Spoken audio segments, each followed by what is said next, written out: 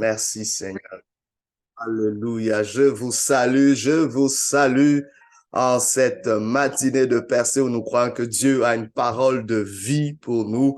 Aujourd'hui, le thème n'est rien d'autre que portes-tu? Que portes-tu?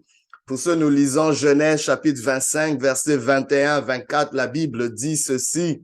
Isaac implora l'Éternel pour sa femme, car elle était stérile et l'Éternel l'exauça. Rebecca, sa femme, devint enceinte.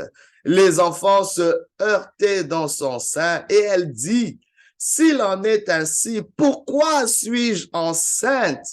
Elle alla consulter l'Éternel. Et l'Éternel lui dit, 2 nations sont dans ton ventre et 2 peuples se sépareront au sortir de tes entrailles. Un de ces peuples sera plus fort que l'autre et le plus grand sera assujetti au plus petit. Les jours où elle devait accoucher s'accomplirent et voici, il y avait 2 jumeaux dans son ventre. Que portes-tu?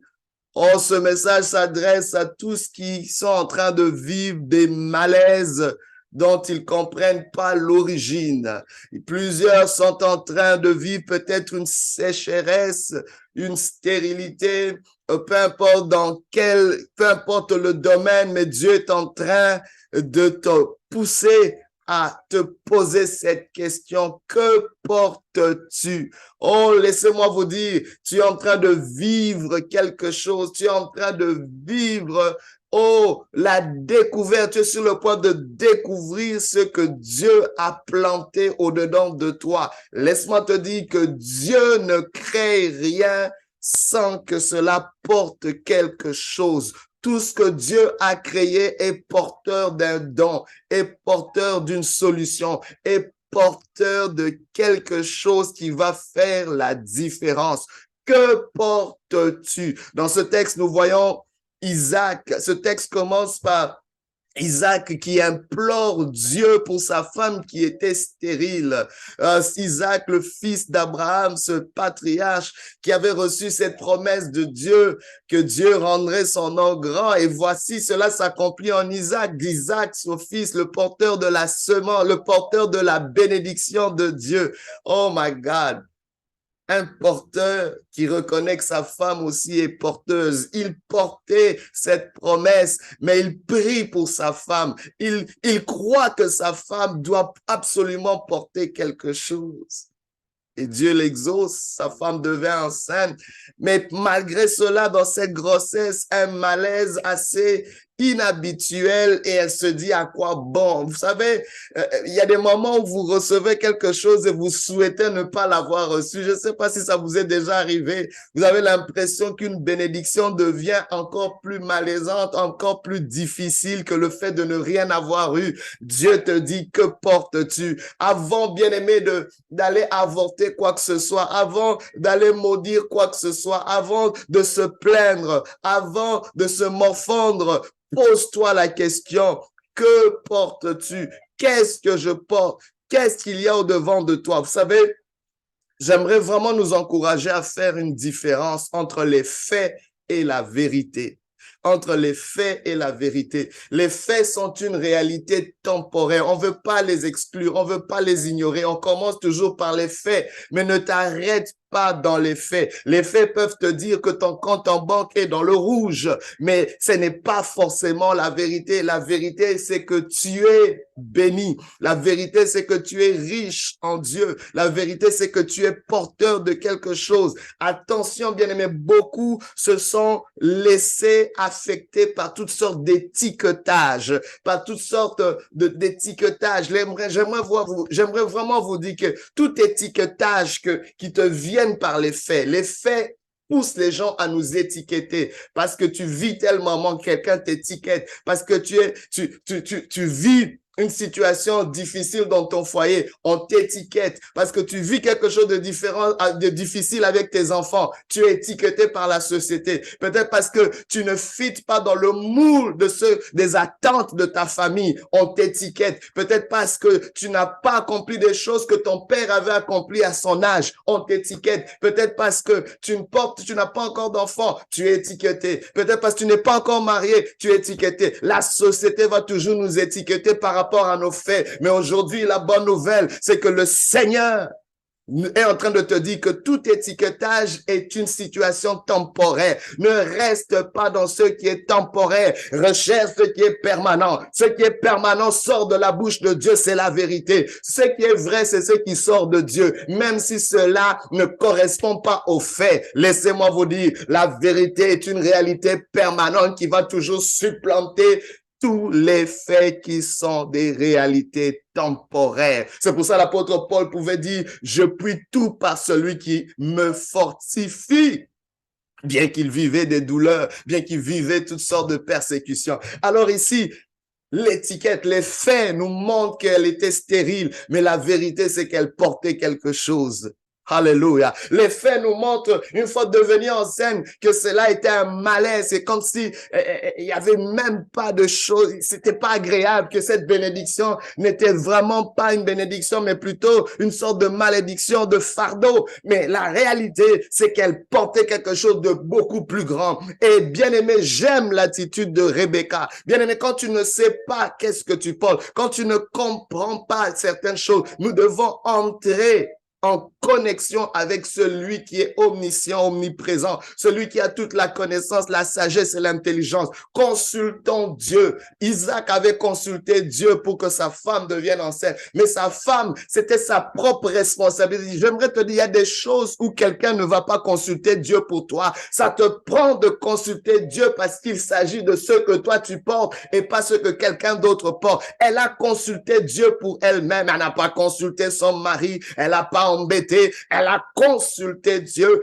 Qu'est-ce qui se passe? Et Dieu lui a ouvert les yeux. Dieu lui a révélé. Tu as besoin de découvrir. J'aimerais te dire, ce que tu portes n'est pas ailleurs, c'est au-dedans de toi.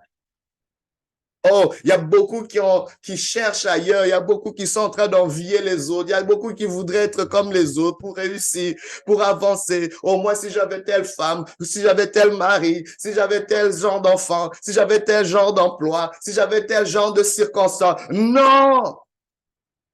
Que Dieu t'ouvre les yeux pour que tu puisses réaliser, comprendre ce que tu as. Parce que tout ce que Dieu crée est porteur de solutions, est porteur d'une semence, est porteur d'une bénédiction, d'un don. Les oiseaux du ciel portent quelque chose. Même le plus petit des insectes porte quelque chose d'utile à la création. Un don, c'est quoi? Oh my God, c'est une capacité inhérente de répondre à un problème, à un besoin qui existe dans la création. Donc, si tu es là, tu es porteur de quelque chose qui va amener une solution dans ton environnement. Et Dieu lui ouvre les yeux. Tu n'as pas besoin que Dieu t'ouvre les yeux pour ce qui se passe ailleurs, mais pour ce qui se passe au-dedans de toi. Arrêtons de trop nous occuper des affaires des autres. Prends le temps, bien aimé. Tu n'as pas assez de temps pour t'occuper des affaires des autres quand tu dois comprendre ce qui se passe au-dedans de toi. Dieu lui ouvre les yeux et lui dit, il y a 2 nations au-dedans de toi. My God, comment quelqu'un, un individu peut porter 2 nations? Alléluia. Une seule nation, c'est quelque chose. Mais 2 nations, my God. Rebecca ne savait pas qui elle était. Rebecca ignorait qu'elle était porteuse de nations, mère des nations. My God. Il y a quelque chose. Mais regardez les faits de sa vie se sont manifestés sous forme de stérilité. Qu'est-ce qui se serait passé si elle avait accepté cette stérilité comme étant une vérité, comme étant une finalité? Oh, je ne sais pas, derrière les faits qui t'ont étiqueté se cache une vérité, une révélation. La Bible déclare la révélation de ta parole est claire, elle donne de l'intelligence aux simples. Je prie que Dieu illumine les yeux de ton intelligence, les yeux de ton cœur pour que tu comprennes ce que tu portes. Tu portes un trésor peut-être dans un vase de terre, comme nous dit les Écritures. Nous portons ce trésor dans des vases de terre. Ne méprise pas le trésor à cause de la forme du récipient. Les faits sont peut-être ce vase de terre. Mais la vérité, c'est cachée dans le trésor que tu portes dans ce vase de terre. Il y avait deux nations. Il y a deux nations. Une sera plus forte que l'autre et le plus grand sera assujetti au plus petit. C'était une révélation suffisante pour calmer le malaise de Rebecca. La Bible ne nous dit pas si le malaise avait continué, mais j'aimerais te dire, le malaise a trouvé une signification. J'aimerais te dire, quand tu comprends la signification de ton malaise, tu peux mieux l'endurer. Tu peux aller de l'avant. Oh, bien-aimé, j'aimerais vous dire, il y a des gens qui ont accompli de grandes choses malgré le malaise. Pourquoi? Parce qu'ils ont compris la signification derrière ce malaise. Cela ne les a pas empêchés à faire ce qu'ils devaient faire. Quand Mahatma Gandhi a jeûné pendant plusieurs jours, il n'a pas regardé ce malaise. Mais avant la fin de son jeûne, l'Empire britannique qui oppressait l'Inde avait fléchi le genou. Oh, je ne sais pas si tu es porteur de quoi que ce soit, mais tu es peut-être porteur de quelque chose qui va transformer l'économie mondiale. Tu es peut-être porteur de quelque chose qui va amener une émergence dans ta famille. Je ne sais pas, tu es peut-être le porteur de quelque chose qui va arrêter le fléau du cancer. Je ne sais pas de quoi tu es porteur, mais j'aimerais que Dieu puisse t'ouvrir les yeux.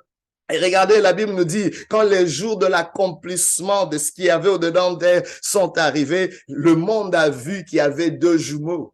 Alléluia. Ça, c'est encore des faits. Le monde voit deux jumeaux, mais Rebecca voit deux nations. Oh my God, ne te limite pas. Les gens pouvaient lui donner un nom en lui disant, tu es une mère de jumeaux. Non, non, non, non. Rebecca a compris, je suis porteuse de nations, pas de jumeaux. Alléluia. C'est des jumeaux. Selon vous, c'est des jumeaux selon les faits, c'est les jumeaux selon l'étiquetage que vous me donnez, mais selon la vérité de Dieu, ce sont deux nations. Et même quand ces deux garçons grandissaient avec leurs différentes caractéristiques, avec peut-être leur rivalité, Rebecca continue à voir des nations. Elle voyait des nations et ces deux sont devenus des nations puissantes. Et Rebecca, au moment décisif, a compris que le plus petit devait être le plus grand. Je prie que Dieu puisse t'aider aujourd'hui. Jésus-Christ à la croix était porteur de salut pour l'humanité. Il était venu pour mourir et ressusciter pour nous, pour vous et moi. Il a fait sa part. Et il pouvait dire sur la croix que tout est accompli. Aujourd'hui, si tu entends sa voix, n'endurcis pas ton cœur. Tu peux te connecter à cette solution qui a été pourvue pour toi.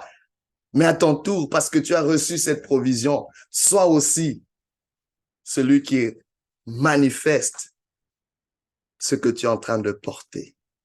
Que portes-tu? Que Dieu te bénisse et qu'il te fasse énormément de bien. Alléluia. Gloire à Dieu.